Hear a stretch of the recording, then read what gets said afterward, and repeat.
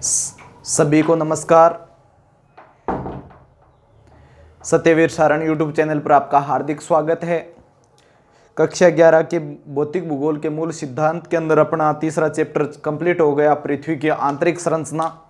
आज अपन पढ़ेंगे चौथा चैप्टर जिसका नाम है महासागर एवं महाद्वीपों का वितरण। बहुत अच्छा टॉपिक है, बहुत इंटरेस्टेड टॉपिक है और ये क्या है कि अपने आगे बहुत ज़्यादा काम आने वाला है। कंपटीशन एग्जाम में भी इस टॉपिक को आप हर एग्जाम के अंदर इस टॉपिक से क्वेश्चन आते हैं, हर एग्जाम छोटे से लेकर के बड़े एग्जाम तक। तो पूरे टॉपिक को, पूरे चैप्टर को ध्यान से देखना। कहीं पर भी आपके, यदि आप ध्यान से देखोगे तो कहीं पर भी आपके प्रॉब्लम आने वाली नहीं है। और एक बात तो और बता देना चाहता हूं, जो विद्यार्थी कंटिन्यू रूप से वीडियो देख रहे हैं उनके लिए मैं ये है कि जो विद्यार्थी रेगुलर वीडियो देख रहा है उसके लिए ज्योग्राफी सबसे आसान सब्जेक्ट होगा, ये मेरा दावा है। आप जो विद्यार्थी रेगुलर अभ्यास करें, रेगुलर वीडियो देख रहे हैं, अकेले वीडियो देखने से भी नहीं होता।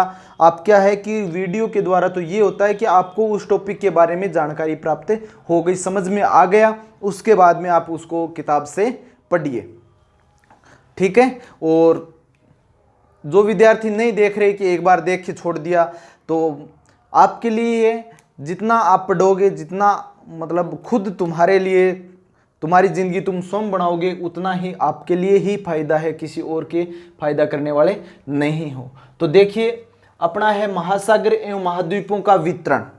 ये क्या है कि वैज्ञानिकों का ये शुरुआत से ही एक जिज्ञासा का विषय रहा है कि महाद्वीप और महासागरों का वितरण किस प्रकार है।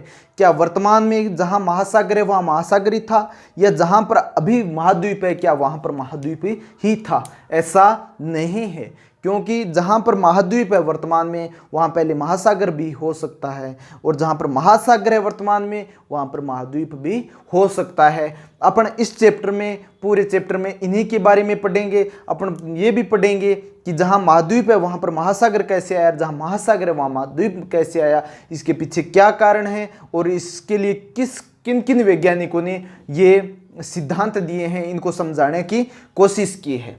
तो सबसे पहले देखिए, महाद्वीपीय प्रवाह है, कॉन्टिनेंटल ड्रिफ्ट। महाद्वीपीय प्रवाह है, क्या है? महाद्वीपीय प्रवाह सिद्धांत किसने दिया है? इसके लिए देखिए, सबसे पहले किन वैज्ञानिकों ने प्रयास किया था? अटलांटिक महासागर के तट। ये तो पता ही होगा, अटलांटिक महासागर विश्व के मानचित्र में कौन सा है? तो अटलांटिक महासागर कौन सा है? जैसे मैं एक आकृति बना देता हूं नॉर्मल सी। ये उत्तरी अमेरिका, इधर दक्षिणी अमेरिका, और यहां पर क्या है? अफ्रीका, और इधर है यूरोप। तो ये बीच में एस की आकृति का जो महासागर बनता है वो कौन सा महासागर बनता है? अटलांटिक महासागर बनता है। कौन सा महासागर बनता है? अटलांटिक महासागर। देखिए, अपन पूरे इस चैप्टर के अंदर सर्वाधिक जिस महासागर का महत्व है वो कौन से महासागर का है? अटलांटिक महासागर का है। इसको ध्यान से देखिए अटलांटिक महासागर के दोनों तट, यानी कि अटलांटिक महासागर है तो ये क्या है? इसका पश्चिमी तट है, और ये क्या है? इसका पूर्वी तट है। ये कौन सा तट है? पूर्वी तट। और ये कौन सा है? पश्चिमी तट। कौन सा तट है? पश्चिमी तट। तो अटलांटिक महासागर के दोनों तट जुड़े हुए थे। आप यदि देखोगे, जैसे मैं आपको बुक के अंदर दिखा देता हूं, जैसे ये बुक है, ये ऑक्सफोर्ड की एटलस बुक है। इसके अंदर यदि आप लोग देखोगे ना, तो ये देखिए, यानी कि ये इसके अंदर पूरा फिट हो रहा है, और ये इसके अंदर क्या हो रहा है? पूरा फिट हो रहा है। यानी कि ये देखने से भी ऐसे लग रहे हैं कि ये पहले क्या हुए? एक दूसरे से जुड़े हुए होंगे, है ना। तो इसके लिए ये दोनों तट जुड़े हुए थे। अटलांटिक महासागर का ये तट इसमें फिट हो रहा है, ये एकदम पूरा फिट हो रहा है ना, एक दूसरे से जुड़े हुए थे। तो इसके लिए सबसे पहले जो प्रयास किया गया, तो 1596 के अंदर अब्राहम ऑस्ट्रेलियस ने इसके बारे में बताया। सबसे पहले 1596 में किसने बताया? अब्राहम ऑस्ट्रेलियस ने ये बताया कि ये दोनों तट जुड़े हुए हैं। इसके बाद में एंटोनिया पेलेग्रिनी ने मानचित्र बनाया था। एंटोनियो पेलेग्रिनी ने मानचित्र बनाया जिसमें तीनों महाद्वीपों को क्या दिखाया गया था, इकट्ठा दिखाया गया था। किसने बनाया था? एंटोनियो पेलेग्रिनी ने मानचित्र बनाया था जिसमें तीनों महाद्वीपों को क्या दिखाया गया था, इकट्ठा दिखाया गया था, यानी कि दोनों सभी महाद्वीप क्या थे, जुड़े हुए थे। फिर देखिए यहां से स्टार्ट हो जाता है अपना चैप्टर, यहां से स्टार्ट हो जाता है महाद्वीपीय प्रवाह सिद्धांत, कॉन्टिनेंटल ड्रिफ्ट थ्योरी। क्या है महाद्वीपीय प्रवाह सिद्धांत? ध्यान से देख लेना, बहुत काम का सिद्धांत है, बहुत काम का सिद्धांत है। आगे हर कंपटीशन एग्जाम में ये आता है, तो आप अभी देख लेना महाद्वीपीय प्रवाह सिद्धांत क्या है, इसको किसने दिया था? तो 1912 के अंदर अल्फ्रेड वेगनर ने दिया था। किसने दिया था? अल्फ्रेड वेगनर ने। कहाँ का था अल्फ्रेड वेगनर? इटली का था। ठीक है, इसने ये महाद्वीपीय प्रवाह सिद्धांत दिया था। महाद्वीप कॉन्टिनेंटल प्रवाह को ड्रिफ्ट कहते हैं, सिद्धांत को थ्योरी कहते हैं। तो कॉन्टिनेंटल ड्रिफ्ट थ्योरी 1912 के अंदर अल्फ्रेड वेगनर ने दिया था। इन्होंने क्या बताया था? इन्होंने कहा था कि पहले सभी महाद्वीप आपस में जुड़े हुए थे तथा उसके चारों ओर जलीय भाग था जिसे महासागर कहा गया था, है ना। तो इन्होंने क्या कहा कि जो पूरा भूखंड जुड़ा हुआ था उसके लिए क्या नाम दिया था? पेंजिया। पेंजिया इसने क्या कहा था कि वर्तमान के अंदर जो महाद्वीप हैं वो पहले आपस में जुड़े हुए थे। क्या थे? पहले आपस में जुड़े हुए थे। उस पूरे महाद्वीप को इसने क्या नाम दिया? पेंजिया नाम दिया। किसने दिया? अल्फ्रेड वेगनर ने। ठीक है, और इसके चारों ओर महासागर था जिस महासागर को क्या नाम दिया? पेंथालासा। क्या नाम दिया? पेंथालासा। पेंथालासा का अर्थ क्या है? जल ही जल, है ना। इसके चारों ओर क्या था? जल ही जल था। ठीक है, ये किसने दिया? अल्फ्रेड वेगनर ने। फिर इसने आगे भी समझाया है कि पहले ये एक जगह था, धीरे धीरे टूट के वर्तमान स्वरूप में पूरे सिद्धांत की व्याख्या की है ना। तो इन्होंने कहा कि 20 करोड़ वर्ष पूर्व, कितने करोड़ वर्ष पूर्व? 20 करोड़ वर्ष पूर्व। इस 20 करोड़ वर्ष का इसको क्या पता चला कि 20 करोड़ वर्ष पूर्व, तो इसके बारे में भी अपन जांच करेंगे, बात करेंगे। ठीक है, इन्होंने कहा कि 20 करोड़ पूर्व जो स्थल भाग था यानी कि पेंजिया था वो टूटकर क्या बना? 2 भाग बने। कौन कौन से? एक लोरेंसिया, उत्तरी भाग कौन सा? लोरेंसिया। ये कौन सा भाग है? उत्तरी। ऊपर है तो उत्तरी और नीचे वाला दक्षिणी। दक्षिणी भाग क्या था? गोंडवाना लैंड। दक्षिणी भाग गोंडवाना लैंड, उत्तरी भाग लोरेंसिया, दक्षिणी भाग गोंडवाना लैंड। लोरेंसिया का अन्य नाम क्या है? अंगारा लैंड। तो याद रखना पेंजिया 20 करोड़ वर्ष पूर्व टूटा, किसके अनुसार? अल्फ्रेड वेगनर के अनुसार। और वो कितने भागों में बंटा? 2 भागों के अंदर। उत्तरी भाग क्या है? लोरेंसिया। दक्षिणी भाग क्या है? गोंडवाना लैंड। लोरेंसिया का दूसरा नाम क्या है? अंगारा लैंड। ठीक है, यानी कि स्थल भाग क्या था? पेंजिया, जो टूट के 2 भागों में बंट गया, अंगारा लैंड व गोंडवाना लैंड। ठीक है, उत्तरी भाग अंगारा लैंड और दक्षिणी भाग गोंडवाना लैंड। अब ये टूट गया, इसके लिए क्या प्रमाण है, क्या साक्ष्य है, क्या साम्य है? आप किस आधार पर कह सकते हैं? अल्फ्रेड वेगनर ने किस आधार पर कहा? इसके लिए देखिए महाद्वीपीय साम्य इन्होंने कहा। जैसे वर्तमान में कितने महाद्वीप हैं? 7 महाद्वीप हैं। इन्होंने कहा कि इनके तटों के अंदर कहीं न कहीं साम्य मिलता है। इसके लिए देखिए सबसे पहले ये 1912 के अंदर दिया गया था ना। 1964 में बुलरड ने कंप्यूटर प्रोग्राम की सहायता से अटलांटिक के तटों को जोड़ते हुए मानचित्र तैयार किया था। किसने? 1964 में बुलरड ने। किसने? बुलरड ने। किसने? 1964 के अंदर बुलरड ने कंप्यूटर प्रोग्राम की सहायता से अटलांटिक के तटों को, इसके तटों का, ये तट प्लस ये तट, इन तटों का मानचित्र बनाया था। कब? 1964 में। और इन्होंने क्या पाया कि 1000 फेदम की गहराई में 1000 फेदम, 1000 फेदम कितना होता है? देखिए मैं लिख देता हूं यहां पर, 1 फेदम बराबर होता है 6 फीट। 1 फेदम बराबर कितना होता है? 6 फीट। कितना? 6 फीट। 1 फेदम बराबर 6 फीट या फिर 1.8 मीटर। 1.8 मीटर। तो 1.8 मीटर हो गया तो 1000 फेदम बराबर कितना हो गया? 1800 मीटर। कितना हो गया? 1800 मीटर।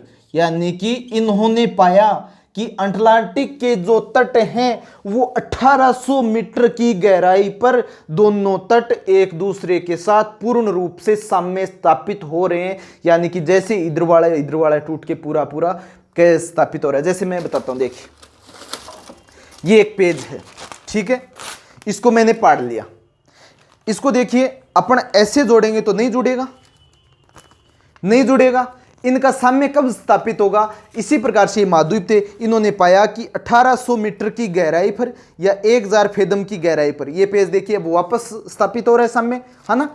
और इसी प्रकार ये कहां पर जुड़ रहे थे, कितनी मीटर गहराई पर जुड़ रहे थे? मीटर में मापें तो 1800 मीटर, यदि फेदम में मापें, समुद्र की गहराई को मापने का यंत्र क्या है, समुद्र की इकाई क्या है, यंत्र ने मापने की इकाई क्या है, फेदम है। जिस प्रकार से अपन वजन को किस में मापते हैं, किलोग्राम में मापते हैं, दूरी को किस में मापते हैं, मीटर में मापते हैं, इसी प्रकार से समुद्र की गहराई को मापने की इकाई क्या है, फेदम है। याद रखना फेदम। और एक फेदम बराबर कितने होते हैं? 6 फीट या 1.8 मीटर।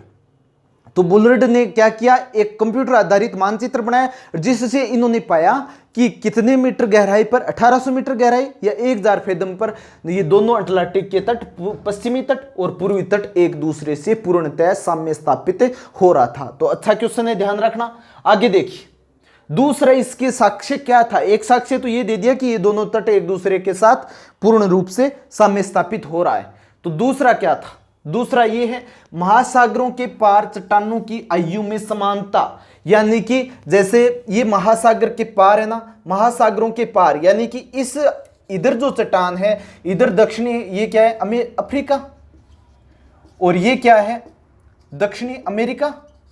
इन्होंने पाया कि यहां पर जो दोनों महाद्वीपों की चट्टान है ना, इनके अंदर क्या पाई जाती है, समानता पाई जाती है। इन्होंने इस आयु का पता कैसे लगाया कि दोनों की आयु के अंदर समानता पाई जाती है? कैसे पता लगाया कि 200 साल, 200 करोड़ वर्ष पूर्व, कि 200 करोड़ वर्ष पूर्व प्राचीन ब्राजील तट और अफ्रीका तट पर समान चट्टानें मिलती हैं।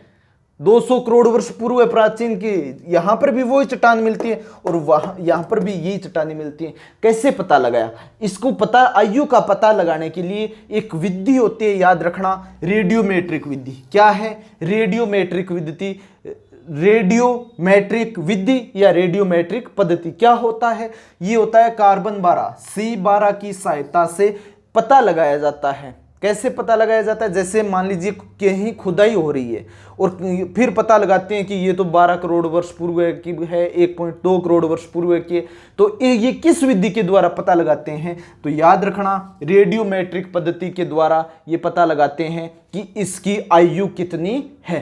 तो क्या है कि चट्टानों की आयु के अंदर समानता 200 करोड़ वर्ष पूर्व है। यहां पर क्या है, ब्राजील, आप एटलस के अंदर देखना, ये सभी आपको मानचित्र आना चाहिए। तो यहां पर क्या है, ब्राजील, और यहां पर क्या है, अफ्रीका। दोनों के तटों के अंदर क्या पाई गई, दोनों की चट्टानों के अंदर एक ही काल की चट्टान पाई गई, और वो काल क्या था, ज्यूरेसिक काल। याद रखना ज्यूरेसिक काल। कौन से काल की चट्टानें थी? ज्यूरेसिक काल की। ठीक है, ये अपने याद रखना ज्यूरेसिक काल क्या है, याद रखना किस चट्टान, किस समय की चट्टानें हैं, ज्यूरेसिक काल। ये अनेक कालखंड, अनेक युग हुए थे। अभी आप इतना ही याद रख लेना, ज्यूरेसिक काल। अब देखिए आगे टिलाइट। टिलाइट क्या है, कहां कहां टिलाइट पाया जाता है और टिलाइट है क्या? टिलाइट है हिमानी निर्मित अवसादी चट्टान। क्या है? हिमानी निर्मित अवसादी चट्टान। अब अवसादी चट्टान किसे कहते हैं? यानी कि हिमानी मतलब हिम से निर्मित अवसादी। अवसाद का मतलब क्या होता है? जैसे मतलब धीरे धीरे आप देखिए, जैसे पेड़ कटे, पेड़ टूटे, ठीक है, उसके ऊपर ये कचरा कचरा पड़ता गया, तो वो क्या होते हैं, अवसाद। तो इस प्रकार ये अवसाद किसके थे? किसके थे? हिमानी, यानी कि बर्फ के अवसादों से निर्मित अवसादी चट्टान को क्या कहते हैं? टिलाइट। क्या कहते हैं? टिलाइट कहते हैं। और ये अवसादी चट्टान किससे निर्मित होती हैं? बर्फ से निर्मित होती हैं। किससे निर्मित होती हैं? बर्फ से निर्मित होती हैं। और ये किस समय की है? कौन सी श्रेणी है? गोंडवाना श्रेणी है। कौन सी श्रेणी है? गोंडवाना श्रेणी है। ठीक है, कौन सी श्रेणी है? गोंडवाना श्रेणी है।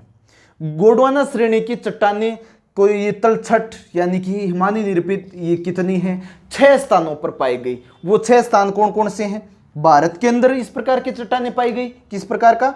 टिलाइट। अफ्रीका के अंदर पाया गया, फॉकलैंड के अंदर पाया गया, मेडागास्कर के अंदर पाया गया, अंटार्कटिका के अंदर पाया गया, ऑस्ट्रेलिया के अंदर पाया गया। देखिए आपको बता देता हूं, यदि आपने अभी तक मानचित्र नहीं देखा है तो मैंने ये छोटा सा बना रखा है, ये आप अपने इसके अंदर देख लेना, एटलस के अंदर देख लेना, विश्व का मानचित्र ले आना, उसके अंदर देख लेना। यहां पर है मेडागास्कर, ठीक है, अफ्रीका के कौन सी साइड में? पूर्वी साइड में। ये दक्षिणी अमेरिका के इस साइड में फॉकलैंड, क्या? फॉकलैंड। और यहां पर क्या है? मेडागास्कर, मेडागास्कर, ठीक है। और मेडागास्कर अफ्रीका हो गई। यहां पर क्या है? भारत, क्या है? भारत। और यहां पर क्या है? ऑस्ट्रेलिया। मैप के अंदर देख लेना, सभी मैं समझाने के लिए कर रहा हूं ये। ऑस्ट्रेलिया और अंटार्कटिका इधर क्या है? जहां पर समुद्र बर्फ ही बर्फ है, अंटार्कटिका, क्या है? अंटार्कटिका। यानी कि जो हिमानी निर्मित अवसादी चट्टान है वो फॉकलैंड के अंदर भी है, मेडागास्कर के अंदर भी है, अफ्रीका के अंदर भी है, भारत के अंदर भी है, ऑस्ट्रेलिया के अंदर भी है और अंटार्कटिका के अंदर भी है। तो इसका मतलब क्या हुआ कि ये सभी भाग पहले जुड़े हुए थे, ये जुड़े हुए थे। इसके बारे में कौन बता रहा है? अपन किसके सिद्धांत की बात कर रहे हैं? अपन बात कर रहे हैं अल्फ्रेड वेगनर की। और इसके समय में यानी कि प्रमाण दिए गए हैं, ये कि आप किस आधार पर कह रहे हैं, तो ये प्रमाण दिए गए हैं कि यहां पर भी टिलाइट पाया गया, भारत में भी पाया गया, अफ्रीका में भी पाया गया, मेडागास्कर, फॉकलैंड, अंटार्कटिका व ऑस्ट्रेलिया, इन सभी जगह क्या पाया गया? टिलाइट पाया गया। कितने स्थानों पर? 6 स्थानों पर। या इसका अर्थ क्या हुआ? ये 6 भूखंड आपस में किसी समय जुड़े हुए थे। भारत भी अफ्रीका का हिस्सा था, वर्तमान में यहां है, ये टूट के आ गया। ये टूट के किस वजह से आया है, इसके बारे में भी इन्होंने बताया है। किसने? वेगनर ने बल बताया है। बहुत अच्छे, ज्योग्राफी बहुत इंटरेस्टेड सब्जेक्ट है, ठीक है। आगे है प्लेसर निक्षेप। प्लेसर निक्षेप क्या है? सोना युक्त शिराएं पाई जाती हैं। सोना युक्त शिराएं कहां कहां पाई जाती हैं? यानी कि एक तो है सोना युक्त शिराएं घाना के अंदर। घाना कहां है? मैंने पहले ही कहा था, ये दोनों तट पूरे इसके अंदर, ये दोनों तट ही काम आएंगे, इनको ध्यान से देख लेना। सोना युक्त शिराएं गाना व ब्राजील के अंदर। सोना युक्त शिराएं यहां गाना के अंदर पाई गई और वही शिराएं कहां पाई गई? ब्राजील के अंदर पाई गई। यानी कि प्लेसर निक्षेप के अंदर भी समानता पाई गई है, ठीक है। इसके बाद में जीवाश्मों का वितरण। जीवाश्म क्या होते हैं? जीव यानी कि जो जीवों के अवशेष हैं, है ना, वो क्या है? जीवाश्म। जैसे पेड़ पौधे हैं, जीव जंतु हैं, उनके अवशेष जीवाश्म, है ना।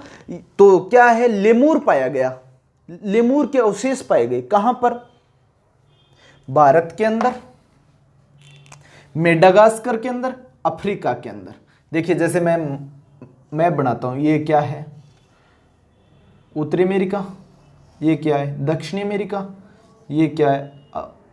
यूरोप, और ये क्या है? अफ्रीका। इधर से ये क्या है? यहाँ पर अपन तो भारत को थोड़ा बड़ा बना देते हैं, ये है भारत। तो यहाँ पर क्या है? लेमूर। लेमूर क्या है? एक बंदर की प्रजाति है। लेमूर कहाँ पाया गया? यहाँ भारत में पाया गया, अफ्रीका के अंदर पाया गया। अफ्रीका के पास में एक बड़ा सा द्वीप है जिसे कहते हैं मेडागास्कर। तो ये लेमूर यहाँ पर पाया गया, भारत के अंदर भी पाया गया, अफ्रीका के अंदर भी पाया गया, मेडागास्कर के अंदर भी पाया गया। इसका अर्थ क्या हुआ कि भारत, मेडागास्कर और अफ्रीका आपस में जुड़े हुए थे, है ना। तो ये आपस में जुड़े हुए थे और लेमूर प्रजाति के बंदर यहां पर अवशेष पाए गए। तो इस आधार पर क्या कहा जा सकता है कि लेमूरिया, इस क्षेत्र को क्या नाम दिया गया? कई वैज्ञानिकों ने इस क्षेत्र को नाम दिया लेमूरिया। यानी कि भारत भी किस से टूटकर अलग हुआ है? अफ्रीका से। मेडागास्कर भी टूटकर किससे अलग हुआ है? मेडागास्कर अफ्रीका से हुआ है। अब मेसोसार्स, लेमूर के बारे में पढ़ लिया। मेसोसार्स, मेसोसार्स क्या है? रेंगने वाला जीव। रेंगने वाला जीव मेसोसार्स कहां पर पाया जाता है? उथले सागरों के अंदर। उथले सागर का मतलब क्या होता है? कम गहरे सागरों के अंदर। ये किस में पाया जाता है? कम गहरे सागरों के अंदर। क्या? मेसोसार्स। ये कहां पर पाया गया? दक्षिणी अफ्रीका के केप प्रांत, यही है दक्षिणी अफ्रीका, ये है यहां पर दक्षिणी अफ्रीका, दक्षिणी अफ्रीका के केप प्रांत और ब्राजील के इरावर शेल के अंदर।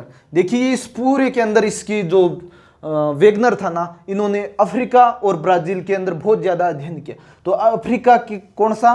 केप प्रांत, अफ्रीका का एक प्रांत है केप प्रांत, और ब्राजील के अंदर है यहां पर ब्राजील, इसके इरावर शेल, ठीक है। इस इरावर शेल और अफ्रीका के केप प्रांत के अंदर, दोनों के अंदर मेसोसार्स जीव पाए गए, मेसोसार्स रेंगने वाला जीव इन दोनों सेल्स के अंदर पाए गए, ठीक है। समझ में आया इतना? आगे क्या है कि इसके लिए इन्होंने प्रवाह के लिए साक्ष्य दे दिए। अपन ने कहा है कि ये पेंजिया, इसने कहा कि ये पेंजिया है, टूटकर अलग हुआ, ऊपर वाला भाग लोरेंसिया, नीचे वाला भाग गोंडवाना लैंड, और इसके लिए इन्होंने प्रमाण दिए। क्या? महाद्वीपीय साम्य, महाद्वीपीय साम्य के लिए बुलर्ड ने बनाया था 1964 के अंदर मानचित्र बनाया था, जिसमें 1000 फेदम की गहराई पर दोनों के तटों के अंदर समानता पाई गई थी। फिर महासागर के पार चट्टानों की आयु के अंदर समानता, 200 करोड़ वर्ष पूर्व ब्राजील व अफ्रीका के दोनों के अंदर समान आयु की चट्टानें पाई गई। ये जुरेसिक काल की थी। टिलाइट है वो 6 स्थानों पर पाया गया। कौन कौन से? ये है Bharat, Africa, Falkland, Madagascar, Antarctica, Australia. ये जो मैं नाम ले रहा हूं सभी मानचित्र के अंदर भरना। फिर प्लेसर निक्षेप, सोनायुक्त शिराएं घाना और ब्राजील के अंदर पाई गई। फिर देखिए जीवाश्मों का वितरण, जीवाश्म कहाँ कहाँ पाए गए, कौन कौन से? लेमूर पाया गया, कहाँ पर? भारत, मेडागास्कर और Africa, Bharat, Madagascar, Africa, Bharat, Madagascar, Africa के अंदर पाया गया। मेसोसार्स रेंगने वाला जीव, ये दक्षिणी अफ्रीका का केप प्रांत और ब्राजील का इरावर शेल समूह की चट्टानों के अंदर। अब देखिए अब इन्होंने कहा है कि ये यहां से टूटकर इतनी दूर उठ गया, ये यहां से टूटकर इधर आ गया, ये यहां से टूट के इधर आ गया, तो इसके लिए इतना बल कहां से आया? सिद्धांत दिया है तो बल भी बताना पड़ेगा। तो इन्होंने प्रवाह से संबंधित बल बताए। इन्होंने कहा एक तो पोलर या ध्रुवीय प्लेइंग बल, ध्रुवीय प्लेइंग बल, पोलर या ध्रुवीय फ्लेइंग बल। पोलर या ध्रुवीय फ्लेइंग बल क्या है? ये घूर्णन की वजह से लगता है। किस वजह से लगता है? घूर्णन की वजह से लगता है। दूसरा इन्होंने बल बताया था ज्वारीय बल। दूसरा बल क्या बताया था? ज्वारीय बल, ठीक है। ज्वारीय, ये ज्वार भाटा आपने सुना होगा, ज्वार भाटा। ज्वारीय बल क्या है कि सूर्य व चंद्रमा का गुरुत्वाकर्षण बल की वजह से। इन्होंने कहा कि या तो ये घूर्णन बल की वजह से, जिसे पोलर या ध्रुवीय फ्लेइंग बल कहते हैं, या फिर ये ज्वारीय बल की वजह से भाग भूखंड एक दूसरे से अलग हो गए। यानी कि वेगनर ने अपने सिद्धांत के अंदर जो बल बताए थे वो कौन से थे, कितने थे? 2।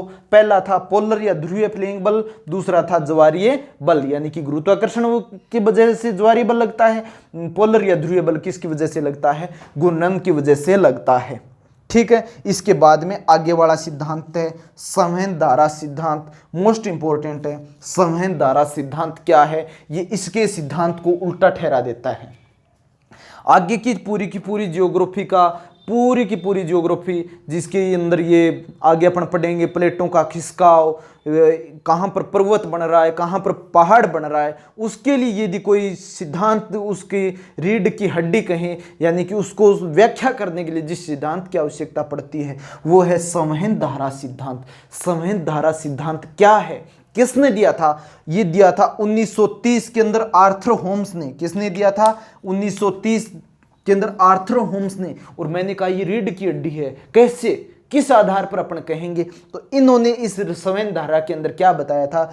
इन्होंने कहा था पृथ्वी के भूगर्भ के अंदर अपन ने जो 3 सतह पढ़ी है ना, 3 परतें पढ़ी हैं, ऊपरी परत कौन सी?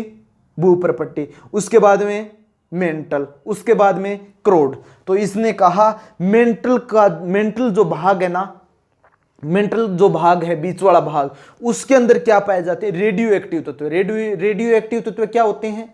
जैसे यूरेनियम है, ये रेडियो एक्टिव तत्व है ना। तो कि पृथ्वी के मेंटल के अंदर रेडियो एक्टिव तत्व पाए जाते हैं। क्या पाए जाते हैं? रेडियो एक्टिव तत्व। रेडियो एक्टिव तत्व क्या होते हैं? जैसे बम बनता है, वो किनसे बनता है? रेडियो एक्टिव तत्वों से बनता है। इतनी उष्मा कहाँ आती है बम में? किससे आती है? रेडियो एक्टिव तत्वों से आती है।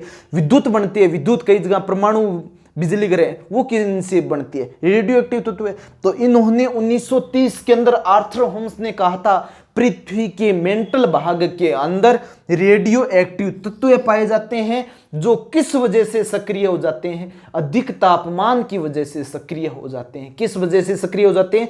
अधिक तापमान। अधिक तापमान क्यों पाया जाता है? क्योंकि पृथ्वी के भूगर्भ की तरफ जाते हैं, वैसे वैसे तापमान में क्या होती है?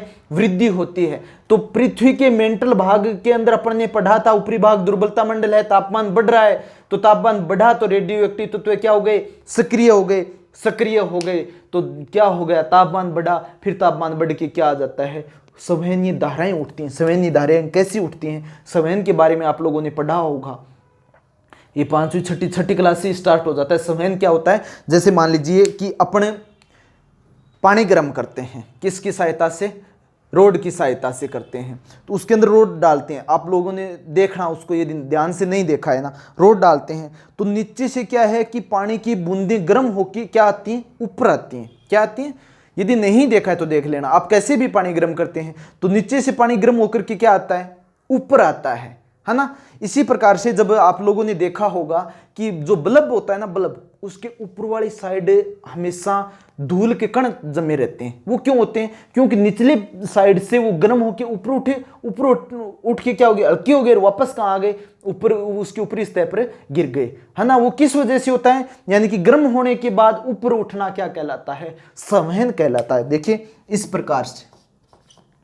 प्रकार से अंदर का पदार्थ लिक्विड गर्म हुआ, ऊपर उठा, ऊपर उठने के बाद वो क्या हुआ? धीरे धीरे ठंडा होगा, वो क्या होगा? वापस नीचे भी आएगा। इस प्रकार से ये सर्कल के रूप में, यानी कि ये क्या बनती है? संवहनीय धारा बनती है। पूरी की पूरी जियोग्राफी के अंदर इस सिद्धांत का बहुत महत्व है, जो क्या कर देता है, इसे एक प्रकार से इसके सिद्धांत को, मतलब ये कहता है ना कि ये जो बल लगते हैं, ज्वारीय बल है, पोलर ध्रुवीय बल है, पोलर ध्रुवीय प्लेइंग बल, इसकी वजह से ये विस्थापित होते हैं। ये इसकी क्या कर देता है? नकार देता है। अपन आगे पढ़ेंगे इसके बारे में। तो इतना याद रखना, संवहनीय धारा सिद्धांत किसने दिया था? 1930 में आर्थर होम्स ने दिया था। और इसके अंदर क्या है कि पृथ्वी के भूगर्भ के अंदर कौन से भाग के अंदर? मेंटल में। कौन से भाग में? मेंटल के अंदर क्या पाए जाते हैं? रेडियो एक्टिव तत्व पाए जाते हैं। उसके अंदर क्या होता है? अधिक ताप की भिन्नता के कारण रेडियो एक्टिव तत्व क्या हो जाते हैं? सक्रिय हो जाते हैं। और वो गर्म होकर क्या होते हैं? ऊपर उठते हैं। ऊपर उठना ही क्या कहलाता है? संवहन। और फिर ऐसे गोल चक्कर उनका चलता रहता है। उसकी वजह से क्या है? प्लेटें गति भी करती हैं। इनके बारे में अपन आगे पढ़ेंगे। ठीक है, तो ये ध्यान रखना है। तो आज का अपना ये इतना टॉपिक है। महाद्वीपीय प्रवाह सिद्धांत अपना कंप्लीट। किसने दिया था? महाद्वीपीय प्रवाह सिद्धांत, महाद्वीपीय कॉन्टिनेंटल ड्रिफ्ट थ्योरी 1912 के अंदर अल्फ्रेड वेगनर ने। फिर इसके साम्य के लिए साक्ष्य दिए गए। कौन कौन से? महाद्वीपीय साम्य दिया गया था। महासागरों के पार चट्टानों की आयु के अंदर समानता, ये ब्राजील और अफ्रीका के अंदर। टिलाइट पाए गए। टिलाइट कहाँ पर? 6 स्थानों पर टिलाइट पाए गए। वो 6 स्थान कौन कौन से हैं? वो वही स्थान है, यहाँ पर मैंने लिखा था, दक्षिणी अफ्रीका यानी कि Falkland, Africa, Madagascar, Bharat, Australia, Antarctica. ये 6 क्षेत्र हैं जहाँ पर ये क्या? टिलाइट यानी कि हिमानी निर्मित अवसादी निक्षेप, प्लेसर निक्षेप के यहाँ पर सोनायुक्त सिराएं गाना और ब्राजील के तट पर पाई गई सोनायुक्त सिराएं। ठीक है, यानी कि जो सिराएं गाना के अंदर है वो कहां पर? ब्राजील के अंदर भी पाई गई। इससे क्या निष्कर्ष निकलता है कि ये दोनों कभी न कभी जुड़ी हुई होंगी। आगे जीवाश्मों के वितरण में लेमूर पाया जाता है भारत में, मेडागास्कर और अफ्रीका के अंदर। लेमूरिया, इस स्थान को मिलाकर कई वैज्ञानिकों ने क्या कहा? लेमूरिया का मेसोसार्स कहां पर रेंगने वाला जीव है, जो उथले सागर। उथले सागर का मतलब क्या होता है? कम गहरे सागर। उथले सागरों के दक्षिण अफ्रीका के दक्षिण के प्रांत के अंदर और ब्राजील के इरावर शैल समूह के अंदर ये पाए गए हैं। फिर प्रवाह संबंधी बल, ये यानी कि इसने कहा कि ये पूरा भाग जुड़ा हुआ है, इतना कठोर भाग है, ये किस वजह से टूट गया? इसके टूटने की इसने 2 बल बताए, पोलर या ध्रुवीय फ्लेइंग बल और ज्वारीय बल। लेकिन ये बल पर्याप्त नहीं है, ये सिद्धांत अस्वीकार्य हो जाता है। इसके बाद में नया सिद्धांत आता है। क्या? संवहनीय धारा सिद्धांत। किसने दिया? 1930 के अंदर आर्थर होम्स ने दिया। इसके अनुसार पृथ्वी के भूगर्भ के अंदर मेंटली भाग के अंदर रेडियो एक्टिव तत्व पाए जाते हैं, रेडियो एक्टिव तत्व या रेडियोधर्मी तत्व पाए जाते हैं जो ताप की भिन्नता के कारण सक्रिय हो जाते हैं और संवहनी धारा के रूप में लिक्विड पदार्थ ऊपर उठता है जिसकी वजह से गतियां होती हैं। तो ये सिद्धांत किसने दिया था? संवहन धारा सिद्धांत आर्थर होम्स ने दिया था। तो उम्मीद करता हूं कि आज का वीडियो आपको अच्छा लगा होगा। यदि अच्छा लगा है तो आप अधिक से अधिक शेयर कीजिए, लाइक कीजिए और सब्सक्राइब कीजिए। Thank you.